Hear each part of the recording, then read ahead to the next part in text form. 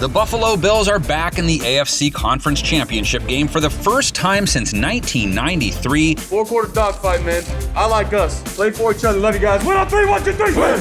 And they'll be taking on the Kansas City Chiefs. I need everything you got. We fly around, we make plays, and we dominate all night long. Who are back in for the first time since, well, last year, and who owe their return to both Chad Henne. Running, he's gonna dive for it! The mark is gonna be close! And to Andy Reid, who made one of the gutsiest playoff calls you'll ever see. Henne rolling out, throws it! Hill! And the Chiefs are heading to the AFC Championship game. Now they get the Bills, and since we're down to our last few game previews of the season, I conned NFL Media's Colleen Wolfe into helping me break down the matchups. Wait, so they get to know my name, but not yours? Okay, voiceover guy, since you just got done jumping through a table, I'll let you take the Buffalo side of things. They are going to the AFC Championship. Goodbye me. The Bills are a game away from a return to the Super Bowl, and it wasn't the Allen to Diggs show that got them there. Rather, it was their defense that flexed its muscles in the most dramatic way possible. Jackson fires, and that will be intercepted in the end zone. That interception return set off a celebration by Bills Mafia that could be heard on the West Coast. And Buffalo didn't just dominate Lamar Jackson through the air, they did what few teams have been able to do and shut him down on the ground. Stopped at the line of scrimmage. What sticks out about their showing against Lamar's rushing skills is the fact their run defense was supposed to be their undoing in that game, but they switched things up, which is vital in playoff football, and won the game by stonewalling what had been one of the hottest offenses down the stretch. Jackson under pressure, wrestled down. Stopping one of the hottest offenses doesn't mean you can stop the Chiefs' offense, though. Sidestep touchdown, Kansas City. Patrick Mahomes was almost unstoppable last week before getting knocked out of the game with a concussion. Over 250 yards, a touchdown, rating close to 110. He's got Hill. And Hill slips to a tackle. Clearly, the question this week is Mahomes' status. KC's offense can't expect to be itself without him. Oh no, he's down, Jim. Uh-oh. But let's assume he's back. What he did to the Browns, That was kind of sweet. he's pretty much done to every defense he's faced this season. Mahomes averaged over 316 yards per game this year, tops in the NFL.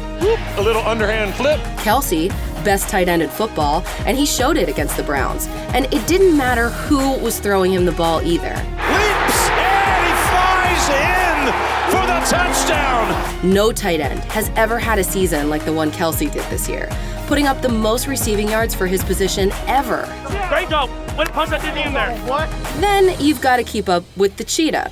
Tyreek Hill didn't just seal the game last week, he also put up the same stat line as Kelsey minus the touchdown. What a catch by Hill! Hill was a touchdown scoring machine this season, though, along with over 1,200 yards receiving. On the way? Okay. Help is on the way!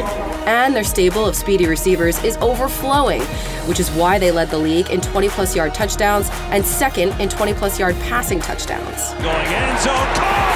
Touchdown, Robinson! Thing is, though, while Buffalo may have played over their heads against Jackson's runs, their showing against Baltimore's passing attack fell in line with how they've played the pass most of the year. And they were one of the best at preventing those big splash plays through the air.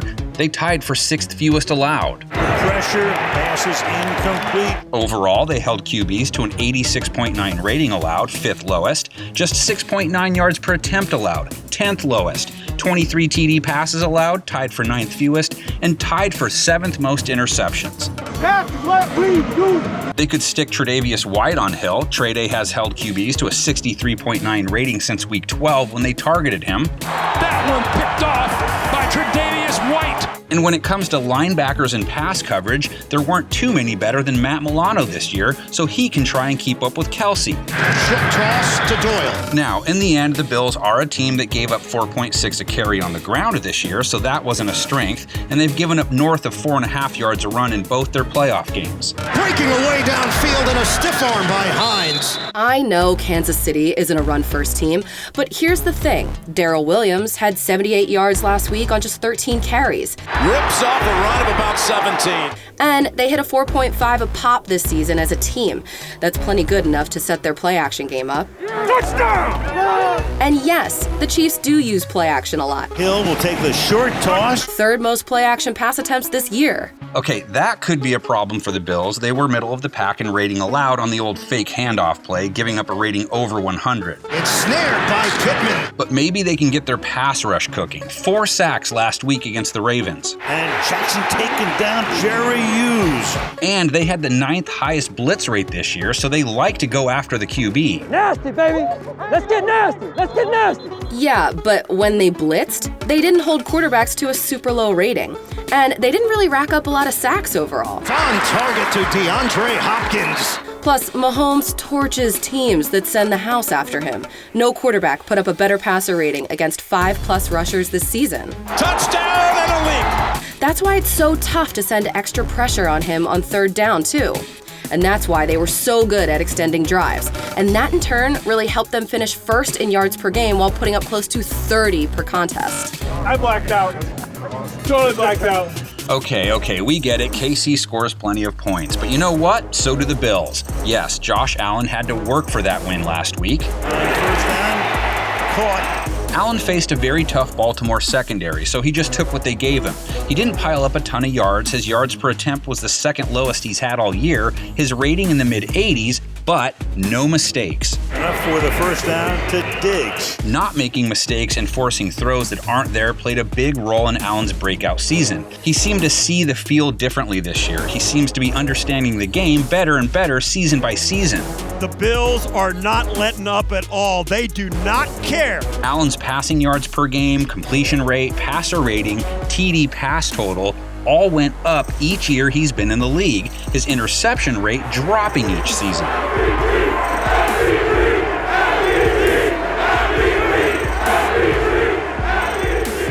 But how much does Allen's 2020 performance owe to Stephon Diggs? Because his impact on Buffalo's passing game is almost immeasurable. Why they pay me the big bucks? On paper, Diggs was the league's best receiver this year. Most receptions, most yards. Allen. Deep shot. Touchdown. On the line to Stephon Diggs. But Diggs' performance last week really showed how valuable he is to Allen and the Bills' offense. Allen only managed 206 passing yards. Diggs was on the receiving end of 106 of those, scoring the only TD put up by Buffalo's O. And in for the touchdown goes Stephon Diggs. He could see a lot of Brashad Breeland, assuming he's healthy. He was KC's top full-time starting corner, a rating allowed when targeted of just over 90 this year. Breeland comes away with the theft. And can't sleep on L'Jarius Sneed. The rookie missed the middle of the season with an injury, but he held down the fort to a tune of a 53.4 rating when targeted. And Sneed has it. And of course, all KC's corners get plenty of help from Honey Badger. Oh my God, 6! Tyrann Mathieu came up with the pick last week, showing why he made first-team All-Pro this season. And he's intercepted! It's picked off by Mathieu! But while Buffalo's passing attack may have flowed through Diggs, Allen always works in at least another receiver. Last week, that was John Brown. On the sideline for John Brown, another good catch. But it could just as easily have been Cole Beasley. I mean, that's a guy that's, 5'9"? And he went up the ladder and pulled that in with one hand. Or Gabriel Davis, who had a couple strong games down the stretch, including their playoff win over the Colts. Gets out of it, throws across the body.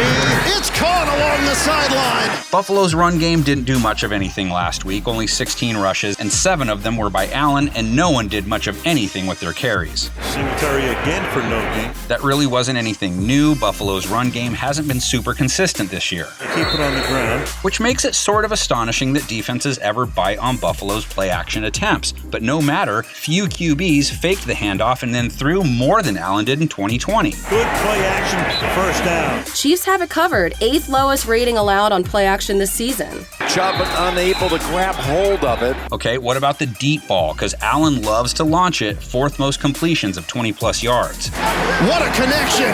Allen and Diggs. Okay, that wasn't a KC strength. They did give up their fair share of long pass plays. And Joku makes the catch. What about 3rd down? Because the Bills were tops in the league at keeping the chains moving. 3rd down and 7. Allen throws. That's caught. Diggs. Yeah, Chiefs were only middle of the pack there, and they were actually dead last in the red zone.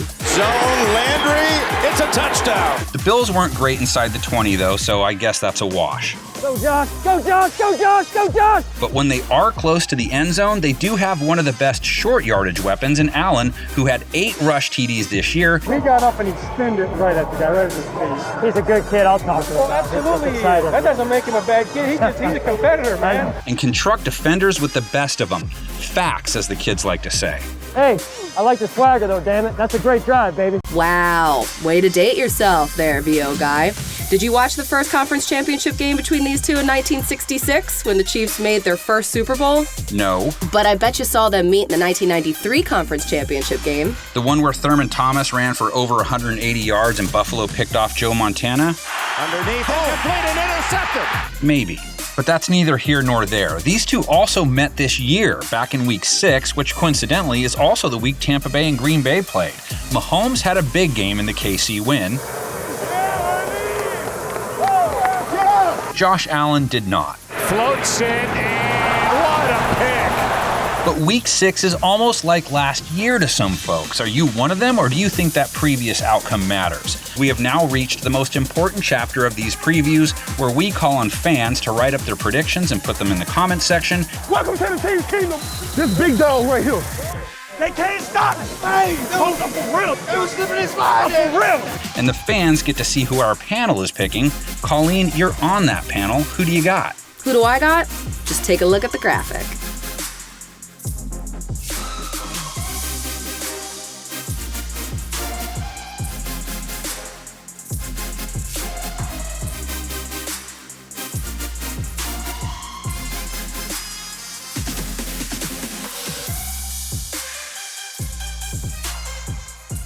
Can't wait to go home and have a nice hamburger. That sounds great right now.